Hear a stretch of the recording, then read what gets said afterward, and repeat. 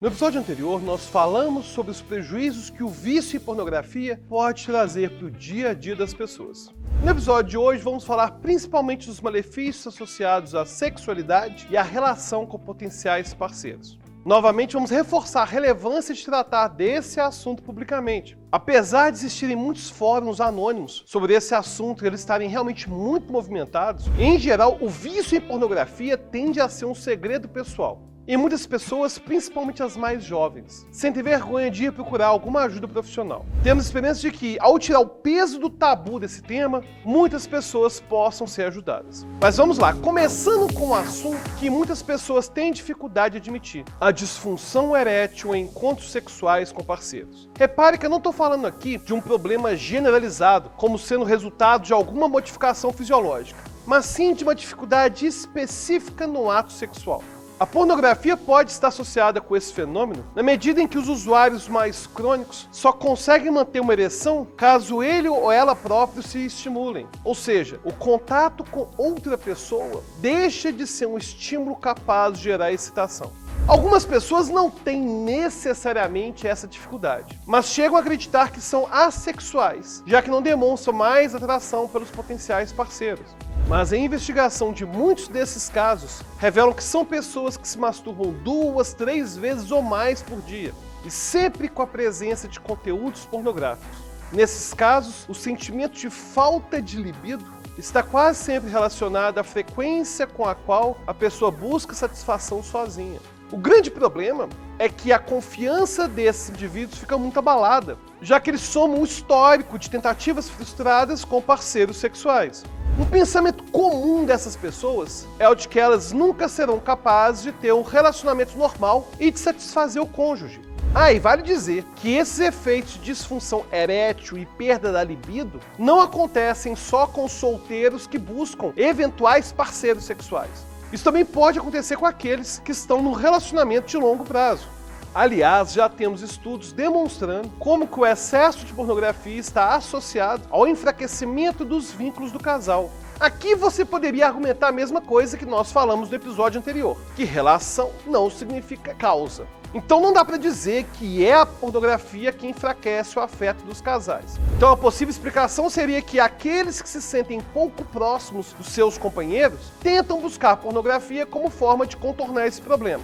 No entanto, nós já temos pesquisas que apontam que, após o consumo de pornografia, os indivíduos tendem a relatar menor satisfação no relacionamento, inclusive julgando de forma mais negativa a aparência e o desempenho sexual do parceiro. E é importante ressaltar que esse efeito foi observado em ambos os sexos, ou seja, a pornografia pode sim ter algum papel causal nesses casos. E para traduzir esses problemas em números, um estudo de Cambridge concluiu que 60% dos viciados em pornografia vivenciavam perda da libido ou disfunção erétil como resultado do consumo excessivo de material pornográfico. Esse consumo em excesso é a melhor explicação para um fenômeno que passou a acontecer depois do advento dos sites de pornografia. Muitos adolescentes e jovens passaram a reclamar de disfunção sexual, algo que era muito mais comum em pessoas mais velhas. E agora nós vamos falar de dois problemas que parecem contraditórios: a incapacidade de atingir o clímax sexual e a ejaculação precoce. A incapacidade de ter orgasmo diz respeito a situações de relações sexuais, ou seja, são pessoas que só chegam ao clímax quando estão se satisfazendo sozinhas enquanto assistem a vídeos pornográficos. A explicação para isso parece ser muito parecida com aquela que fornecemos para a disfunção erétil e a diminuição da libido. A ejaculação precoce, contudo, requer um pouco mais de investigação. O mais provável é que a pornografia pode ter acostumado as pessoas a tentarem atingir o clímax o mais rapidamente possível. E isso é válido principalmente para aqueles que assistem de forma escondida e não querem ser descobertos. A ideia é que essa associação é estendida para as relações sexuais, ou seja, a pessoa interpreta qualquer situação de excitação como sendo um estímulo para atingir o orgasmo rapidamente. E devemos ressaltar que a associação fisiológica entre excitação e orgasmo pode ser tão automática que isso acaba escapando do controle do indivíduo. Daí acontece de ele ter ejaculação precoce, mesmo que tente se controlar. Agora vamos falar sobre um outro problema que é menos comentado: a tendência de consumidores crônicos escalarem para gêneros pornográficos mais extremos, com gostos e fetiches às vezes bem alarmantes. O que está por trás desse fenômeno é provavelmente a capacidade do nosso cérebro se adaptar. Depois de um tempo, uma simples relação sexual não gera mais excitação. Então, para se excitar, o indivíduo precisa de vídeos mais exagerados. Algo muito parecido acontece com os vícios em substâncias, o que a gente vai chamar de tolerância. Depois de certo tempo, o dependente precisa de doses cada vez mais altas daquela substância para obter o efeito inicial. É claro que o vício em pornografia não se trata de uma dependência em substância. Nós estamos só fazendo um paralelo para mostrar como que o exagero passa a se tornar natural.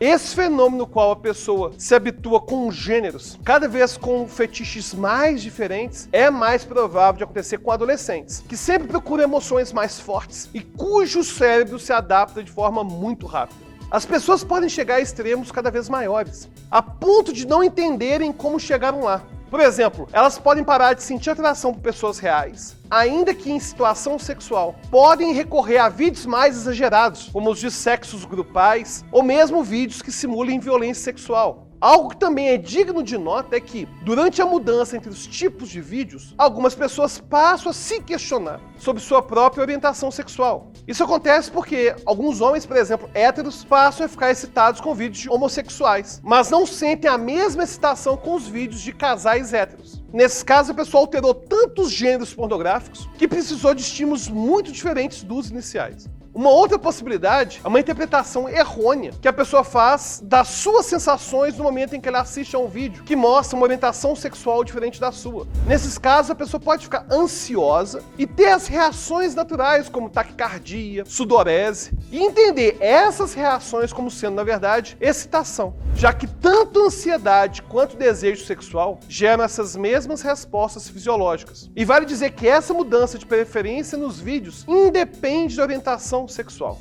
Veja, por exemplo, esse relato de um rapaz homossexual. Eu sou gay, mas a pornografia pode me deixar sexualmente interessado em mulheres. A pornografia tem uma atmosfera excessivamente erótica. Todas as nossas inibições diminuem e a excitação torna-se dominante. Dá para perceber que ele reconhece que não foi a orientação dele que mudou, mas sim a maneira como ele interpreta os conteúdos pornográficos. Com essa altura, você pode estar se perguntando como fazer para parar com esses problemas trazidos pelo consumo excessivo de pornografia. E a melhor forma é parando de assistir e deixando de associar a masturbação com o conteúdo pornográfico. Várias pessoas que deixaram o consumo excessivo de pornografia relatam benefícios que puderam observar. Em geral, a libido tende a deixar de ser dependente do conteúdo pornográfico. E a pessoa tende a valorizar mais as relações com pessoas próximas a ela, sejam essas relações sexuais ou não. E é claro que esse pode ser um momento difícil. Inclusive, alguns indivíduos relatam sintomas de abstinência, como angústia, por exemplo. Outros vivenciam um momento de perda total da libido depois de alguns dias sem consumir pornografia e sem se masturbar, e por isso entram em desespero. Mas vale dizer que isso é normal, é parte do processo e não tem risco de uma impotência permanente. O tempo que esse processo vai levar depende caso a caso, sendo que nos mais leves pode ser de 2 a 3 semanas.